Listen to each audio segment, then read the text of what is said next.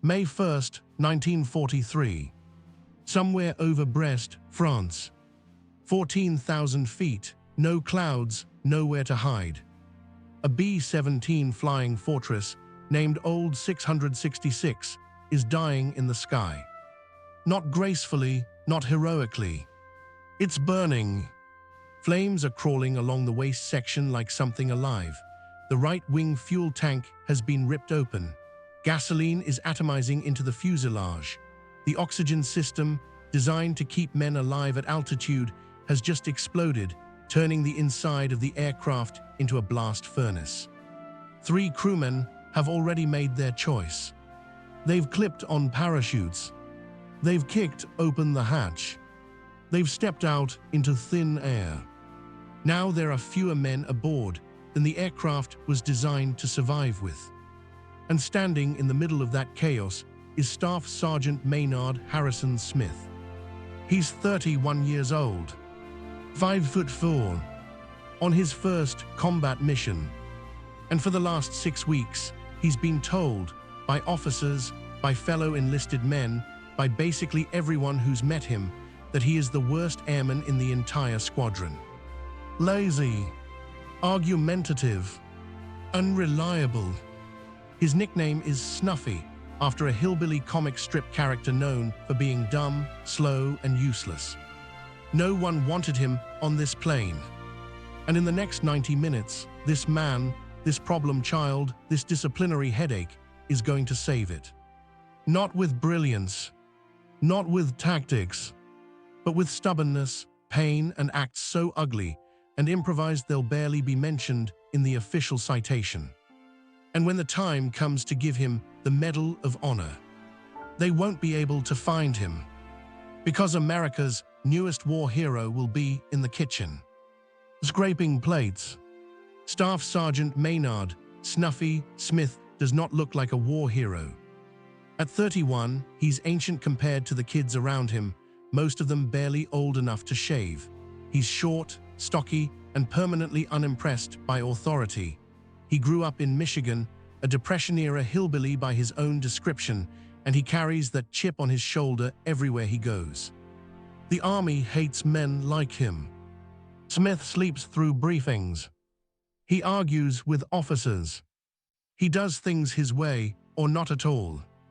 He's not stupid, that's the problem. He knows exactly how the system works, and he pushes back against it every chance he gets. So they punish him. Extra duty. KP. Paperwork. Maury KP. He earns the nickname Snuffy, and not affectionately. In the 1940s military, nicknames stick because everyone agrees on them, and everyone agrees that Smith is a liability. Nobody wants him in their crew. Which is why, on May 1st, 1943, he's only flying because the crew is short one gunner. He's a last-minute fill-in, a warm body. No one expects anything from him. That's about to change. The German fighters come in fast. FW-190s, low, aggressive, confident. They rake the B-17 with cannon fire. The aircraft shudders, metal screams, then comes the hit that changes everything. A shell punches into the waist section. The fuel tank ruptures. Gasoline sprays into the air, finds ignition, and the inside of the bomber becomes a furnace. Flames race along the floor. Rubber hoses curl and melt. Ammunition belts begin to smoke. Then the oxygen system goes. The explosion blows fire in every direction. The waist section is now an inferno. 3 men, Bean, Folliard, and Bukaisuk, don't hesitate. They bail out. Maybe they're captured. Maybe they don't make it down alive. Smith watches them go. And he stays. He grabs a blanket, beats at the flames. The blanket ignites. He throws it aside. He tears at burning canvas that catches fire too. The ammo boxes start cooking off. This is the worst sound a bomber crew can hear. Rounds popping, casings bursting, bullets detonating without being fired. Smith doesn't retreat. He picks up the ammo boxes with his bare hands. They are red hot. The skin on his palms burns instantly. He throws one box out the window, then another, then another. Each one explodes seconds after leaving the aircraft. His hands blister, then split. The fire keeps spreading. The relief tube, the primitive in-flight bathroom, melts and collapses. Smith improvises. He urinates into the tube to put out flames. When the hose melts away entirely, he urinates directly onto the fire. It's crude, it's humiliating. And it works. Between waves of fire, he moves to the tail. The tail gunner, Roy Gibson, is wounded badly. Smith bandages him while the aircraft bucks and shudders, then he runs back to the waist. More fire. More ammo. More fighters. He shoots at German aircraft when he can, fights flames when he must, bandages Gibson again, throws more burning debris into open sky. This goes on for 90 minutes. 90 minutes of heat, smoke, pain, and chaos. The fire never fully goes out. But it never wins. Mid-roll call to action. If you think heroism comes from the most unexpected places, hit the like button. By the time the English coast appears, the B-17 is barely an airplane. The fuselage is warped, the metal has softened from heat, control cables are damaged, the aircraft is being held together by faith and aluminum fragments. They limp into RAF Pradanak. The landing is perfect, almost gentle. The moment the wheels settle, the heat-damaged fuselage snaps in half. The bomber breaks like a toy. Rescue crews rush in. They count the damage. 3,500 holes. And somehow, against physics, probability, and common sense, the crew is alive, including the man nobody wanted on board. The story explodes. Journalist Andy Rooney writes it up. America falls in love. The lazy hillbilly gunner who saved a burning flying fortress. July 15, 1943. Secretary of War Henry Stimson arrives to present the Medal of Honor, the first awarded to an enlisted airman in the European theater. Bands are playing. Generals are assembled. Cameras are ready. One problem. Snuffy Smith is missing. They search the base. They finally find him in the kitchen. He's on KP duty. Punished again for a disciplinary infraction. He's scraping leftovers off trays. Grease stains on his uniform. They pull him out, march him over, and pin the medal to his chest. The citation is glorious. The man is unchanged. The army likes its heroes neat. Clean records. Sharp salutes. Men who follow orders first and save lives second. Maynard Smith is none of those things. After the ceremony, nothing changes. He doesn't become a model soldier. He doesn't suddenly respect authority.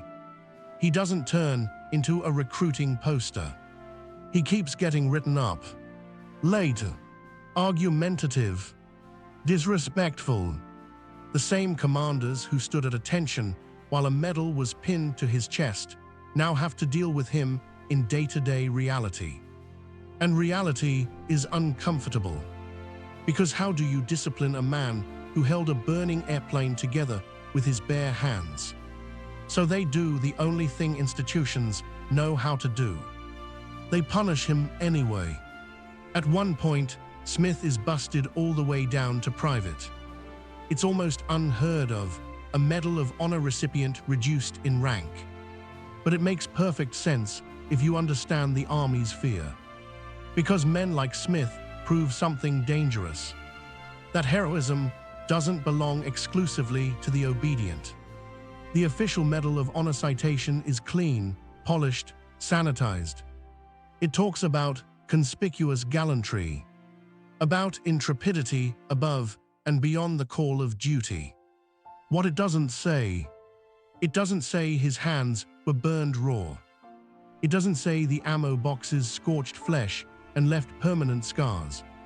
It doesn't say the smell inside the aircraft was gasoline, rubber, smoke, and urine. It doesn't say that every minute he stayed aboard increased the odds he'd die screaming in midair.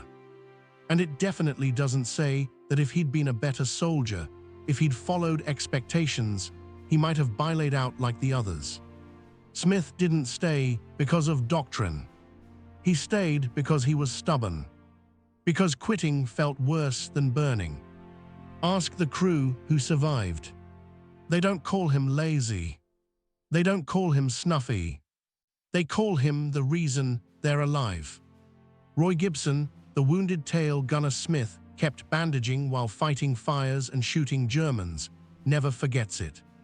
None of them do. Because they saw the unfiltered version of heroism. Not speeches. Not music, not salutes, just a man refusing to let an airplane and everyone in it die. Here's the detail nobody likes to talk about. Smith could have bilayed out. He wasn't trapped. He wasn't pinned down. He wasn't ordered to stay. He had a parachute, he had a hatch, he had every legal and moral excuse to leave. The official narrative says he stayed out of duty. But that's not quite it. Men who knew Smith later said something different. He didn't trust parachutes. He didn't trust officers. And he didn't trust luck. Smith had grown up poor, working with his hands, fixing things, because if they broke, nobody was coming to help. When something was falling apart, you either held it together or you lost it forever. Jumping meant surrendering control. Staying meant doing something. That's the core contradiction of Maynard Smith. He wasn't brave in the cinematic sense. He was defiant.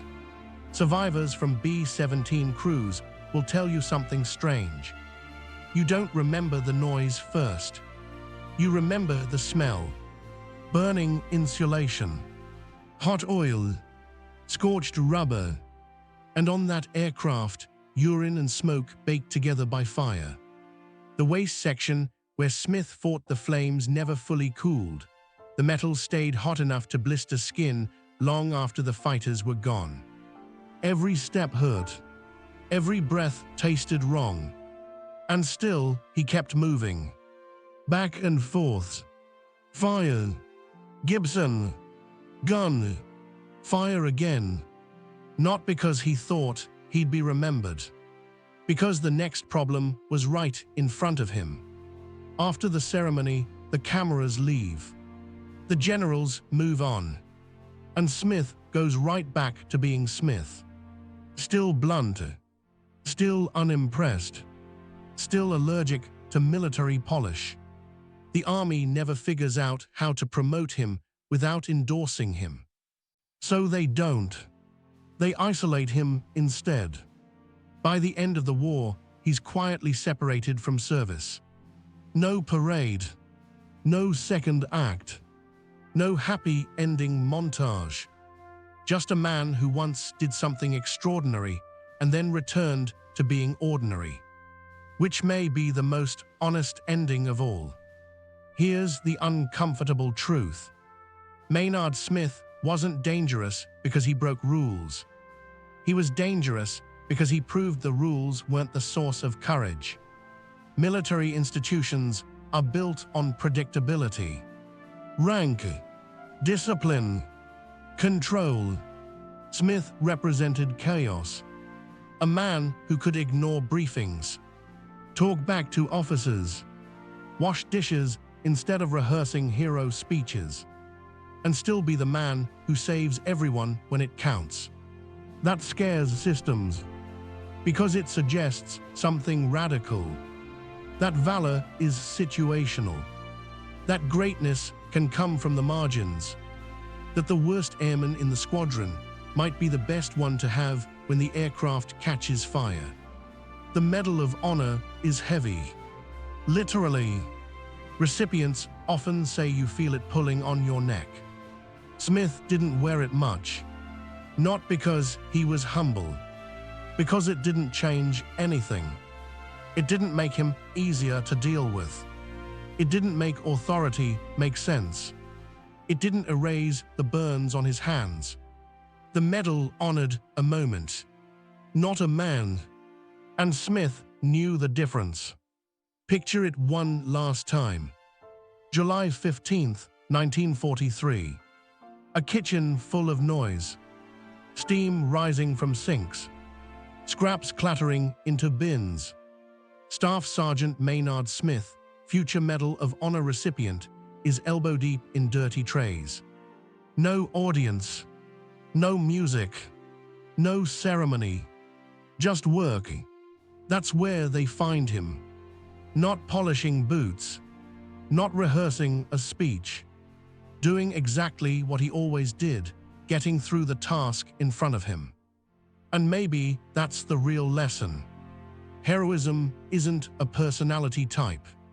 It isn't a resume. It's a decision made in the worst 90 minutes of your life. By someone nobody expected anything from. A flawed man. A burning airplane. And one perfect refusal to quit. That's not just a war story. That's a warning. Because the next time everything is on fire, the hero might be the one everyone underestimated.